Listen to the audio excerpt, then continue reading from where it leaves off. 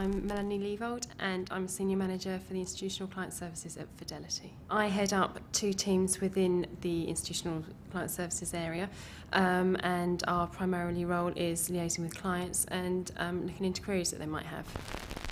At school, I always wanted to go into banking. I actually got offered a job at NatWest in one of the head offices, but then decided I was 16 I should really try and further my education.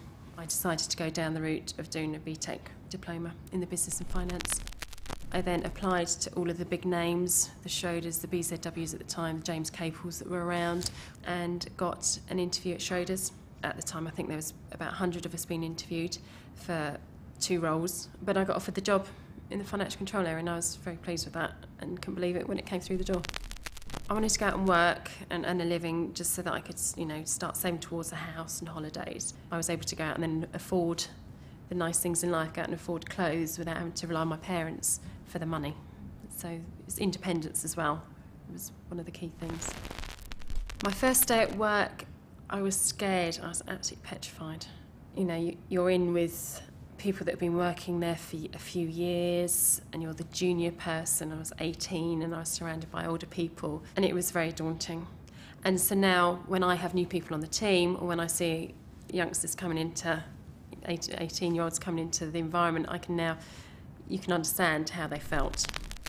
I was at Schroders for about 8 years in total.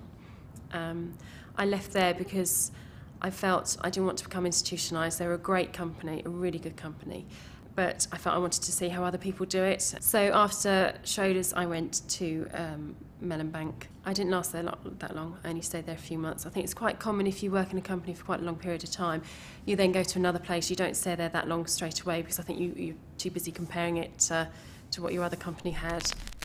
And then I joined Henderson's back by Liverpool Street and Broadgate. And within 6 months, I was promoted to manager there of the team. Then in 2003 I got made redundant. It was quite a shock. It was almost like you're not wanted and it sort of bruises your ego a bit because you think, well, what's wrong with me? Why don't you want me? I think I then went and sat in a wine bar with one or 2 of the other people and had a drink and thought, well, actually this isn't such a bad thing. I've been made redundant, got a nice, you get a redundancy package that will see me through the summer, have summer off and then start looking for jobs. Then perfectly this job at Fidelity came along. Outside of work, my time is spent with my little one. She takes up all my weekend, which is great. So swimming, going out to farms, going on holiday, all my time is focused on her.